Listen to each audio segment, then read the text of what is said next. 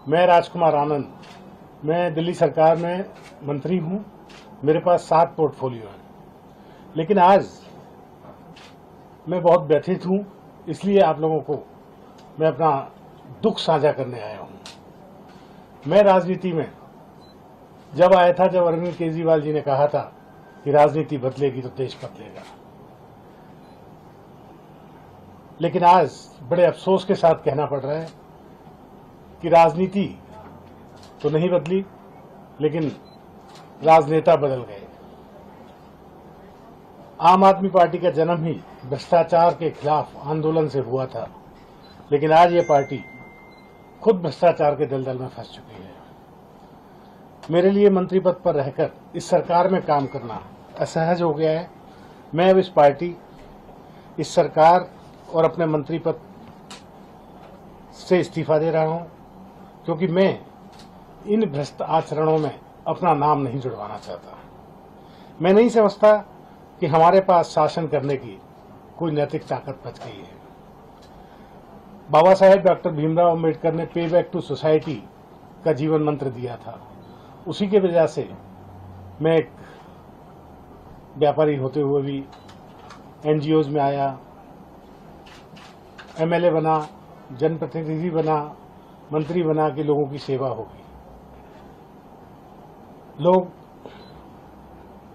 और मैं यहाँ आया था कि पे बैक टू सोसाइटी को सच्चे अर्थों में साकार कर सकूं।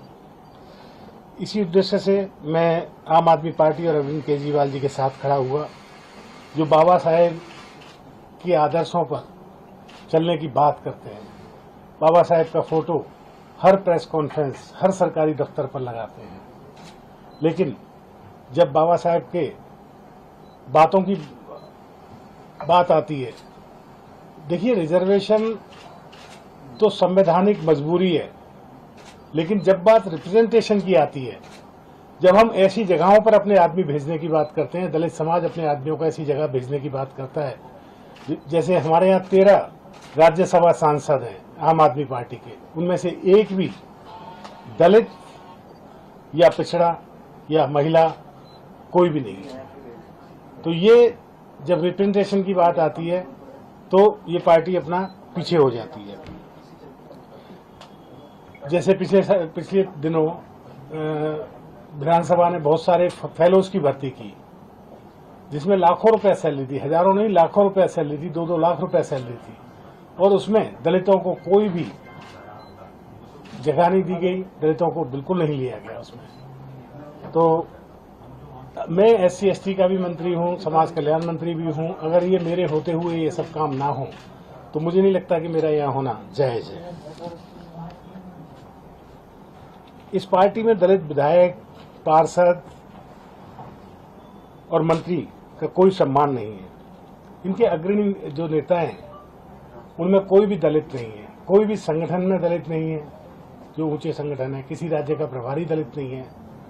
ऐसे हालात में सब अपने आप को, सभी दलित प्रतिनिधि अपने आप को ठगा हुआ महसूस करते हैं। हालांकि बात यह नहीं है कि मैं ऊंची जाति और नीची जाति की बात कर रहा हूं। हम सब एक इंक्लूसिव सोसाइटी में रहते हैं। हम सबका एक साझा सब कुछ होना चाहिए, लेकिन रिप्रेजेंटेशन की बात, प्रपोर्शन की बात करना कोई गलत बात नहीं है। तो इन सब चीज़ों के साथ मेरा इस पार्टी में रहना बहुत मुश्किल हो गया है। इसलिए मैं आप लोगों के माध्यम से ये सबको बताना चाहता हूँ कि मैं इस पार्टी और अपने मंत्री पद से इस्तीफा दे रहा हूँ। आप सब ने मुझे सुना, बहुत बहुत धन्यवाद। आपने कब इस्तीफा भेज दिया है? हाँ, मैंने इस्तीफा। सर, आपको क्या लगा कि आप इस्तीफा देने की वजह क्या है? अभी तो मैंने बताया। लेकिन अचानक ऐसे समय पे